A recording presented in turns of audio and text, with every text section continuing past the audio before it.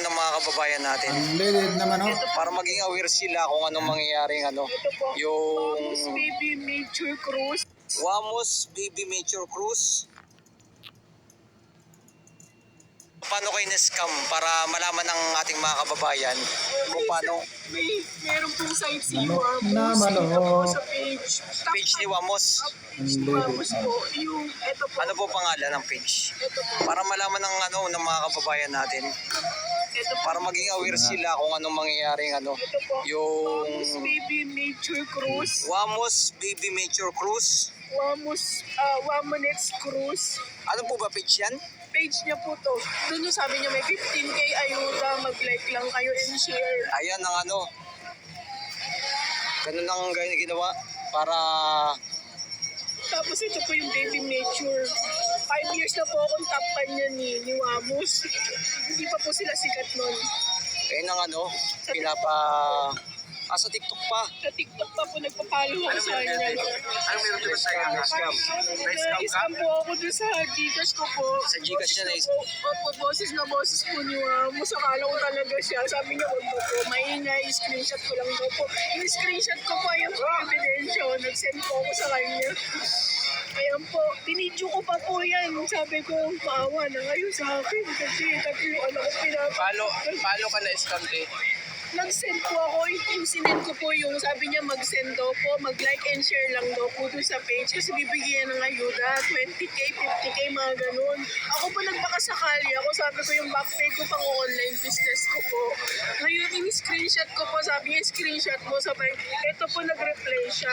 Sabi niya, screenshot mo yung balance mo. Pero ano yan, account talaga nila Wamos yan or Doon po yan sa page ko. Wamos Baby Nature Cruise? Opo, yan po. I-check mo muna yung account niya kung legit ba talaga. Oo, ayun kasi Hindi dyan po yan kasi, di ba po sabi PM me.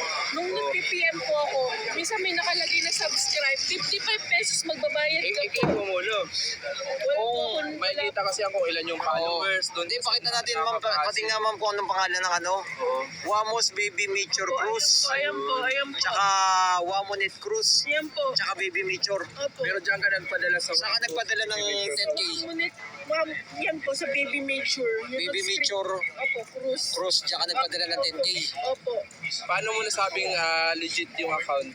Kasi po nag-subscribe ako ng 55 pesos. Nag-subscribe sila siya ng pesos. Kaya po legit siya. Tapos may tumawag Hindi po sa naman akin. as in, forget nag-subscribe ka, is legit kayo. Oo. Kasi lahat naman ng account mayroong ganun. Kahit fake account, mayroong ganung setting. Ano po nangyari after na nag-ano kayo? Yun po. Tapos nung na po ako, ini-screenshot ko na po. Opo. Tapos nag-send na ako sa kanila. Sabi niya, i-send mo yung total balance. Andiyan pa yung date. Wala po kasi yung load eh. Wala akong data kasi wala na talaga ako ngayon kuya. Nag-police report na ako. Tatlo anak ko. Grabe naman. Tapos sinisil lang nila po. Sabi ko, maawa na kayo sa akin. Wala na ako ibang pera niyan. Pero yung 10k po, naipadala nyo na sa kanila. May tumawag po sa akin, hiningi yung 6 na number na ko. Sabi ko, 2 lang. Sabi niya, hindi para doblehin natin. Ita times 10 natin yan, mas malaki. Sabi niya, ganun, pinapunta niya pang ako doon sa Gcash na. Ano yung pangalan na pinadala mo sa Gcash? Edilyn Labrador po. Ay, Hindi yung sa akin po yung gamit ko. Oh, I mean, yung sinindan mo, anong pangalan? Yung sinendan ko, hindi po. Kasi may pangalan po yung yung Gcash. kinuha nila Code sa lang. akin. Code Sa lang, akin, ATP. mag-cash in ka. ATP lang. Mag-cash in ka. Una pa nga po 950. Tapos tumawag uli siya. Sabi niya, doblehin mo to. Ilahat mo na yung pera mo para mata-times 10. Inaantay ko po yun. Binigay ko yung 6 digit na ko. Sabi ko, ayoko. 2 digit lang. 6-3 lang binigay ko. Kasi may mga send po ako ng Gcash dito eh. Tapos sinend ko po yung screenshot sa kanya. Wala na po. Pagting sabi niya, wag mo i-off i-open mo lang. Wag mo i-off. In-open ko lang po. Tapos nung chinek ko po yung Gcash ko, 0 balance, 7 cents na lang po yung tira nung Gcash ko. So ngayon ate, panawagan mo kay Wamos ko sa pamilya din yan. Opo. Sabi niya kasi, nag-chat ako. Ang dami ko sinanyan, 5 years na ako sa'yo. Hindi pa kayo sikat ng asawa mo, yung una mo pang asawa yan. Followers mo na ako. Nagsisend ako sa'yo, sabi ko pansinin mo ko, sinend ko yung screenshot. Nag-video pa ako sa'yo noong oras na yun. May date pa yung Gcash ko kung kailan nakuha yan. Parang awa mo naman, tulungan mo. Kasi boses na boses mo talaga. Meron akong record mo. Nandun sa cellphone ng anak ko kasi doon ko ino-open yung Gcash ko. Dalawa anak ko na nagka-college, isang elementary. Single mom lang ako. Grabe, lagi ako nagla-like sa'yo, walang hinto, umaga, tanghali, gabi.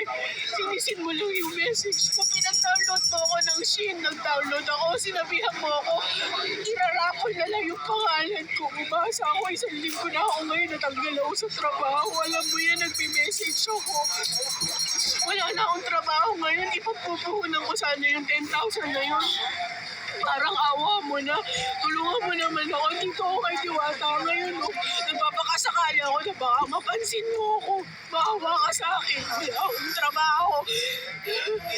First time lang nangyari sa akin kung ganito. Sa'yo lang. Sa'yo lang. Kasi sa'yo lang ako nagla-live. Kaya nananawagan ako sa'yo, pati sa asawa mo, pati doon sa anak mo. Lahat ng page nila ko, pinapalo ko yan. Nandito lahat yan. Sinisin lang ako. Meron pa ditong business chat. Maliban doon, ano yung pinakakatibayan mo na talagang legit yung account na sila talaga yung May subscription po siya, 55 pesos. Sasabi ko nga po noon Ilan yung wala. followers doon na nakita mo sa account? Million na po. So ibig sabihin legit? 6 point. Parang nakalagay yung time na yung 6.9 Yan million. yung account na yun. Opo, yun po. Tapos dun sa Wamonets updates, ipinailed ako, boss. Ito inano nila ako, blinak niya po ako. Ito po yun Sabi ko, nagreklamo ko. Yan yung huling-huli kong pinost sa kanya na nagreklamo ko. Sabi ko, nakuhaan ako ng pera. 4 o'clock ng hapon yun. 3 araw na ngayon, kuya. So, 3 araw na kami na anak ko nagtitis, hindi kumakain. Kumakain naman kami pero bigay sa ibang tao. First time ko nagtatrabaho pa ako sa science, kuya. Call center ako. Pinopost ko pa yung mga post nila. Sinishare ko pa yung mga share nila. Tapos ito lang mababala ako. Maliit lang na halaga yun eh.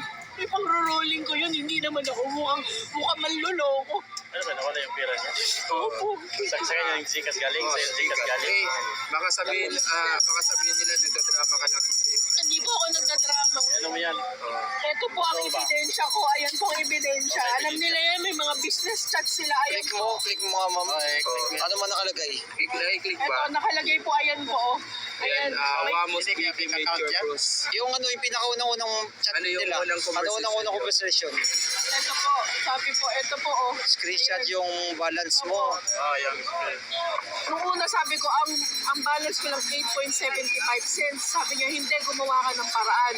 Pwede 1,000, pwede 2,000. I-screenshot natin yan. Tapos, ang sabi ko, sige, manghihiram lang ako. Opo, wala lang po kasi yung load. Ayan po yung sabi niya. Ayan po. Parang raffle siya. Raffle. Gaya ng chance. Yan po. 1K Sabi niya, magiging 10K. Ano yun sugal? Sugal. basta i-screenshot mo lang, isi-send namin sa'yo. Sabi ko, 5 years na po ako. Hindi po ako nagsugal. Sabi niya lang po. Style sugal lang. Kasi sabi, di ba, nara-raffle yung ano mo. Hindi, ito na yung huli, kuya. Pero ang sabi niya, Bakit na kinuha yung kaya nga po, yun nga po Sabi ko nga, ang sabi niyo po sa akin, ita-times niyo yung pera ko. Kaya sabi ko, gumawa ako ng paraan, nag-cash in ako. Ano yung dinaload mong app? Shin po. Shin up. Shin Yun out. yung sugal na di ba? O sabi niya, screenshot. Andito po lahat yan, hindi ko binubura. Yung sugal na Tapos sabi niya, i-screenshot mo lang, may ilalagay kang code. Tapos nilagay ko po yung code. Tapos biglang sasabihan ako, meron pa nga yung King Marky pa yun eh. May King Marky pa yung pinalo ko doon, nakalagay. Tapos biglang sabi ko, ayoko na magtiwala sa inyo kasi sabi ko, magpapadownload kayo ng Shein. Pagkatapos sasabihin nyo, isasama sa raffle. Samantala sinabi nyo, screenshot lang ng balance nyo, dodoblehin namin yung pera nyo. Ako wala akong sama kay Boss Wamos kasi followers ko na siya. Alam ko kung paano siya nag-exit. Pero yung sa akin lang, kuya, pinagpaguran ko po yung pera na yun. Sumugal po ako sa inyo. Alam ko matutulungan niyo ako. Dalawa yung college kong anak, isa high school, ako lang mag-isa. Nagtatrabaho sa call center na floating kami.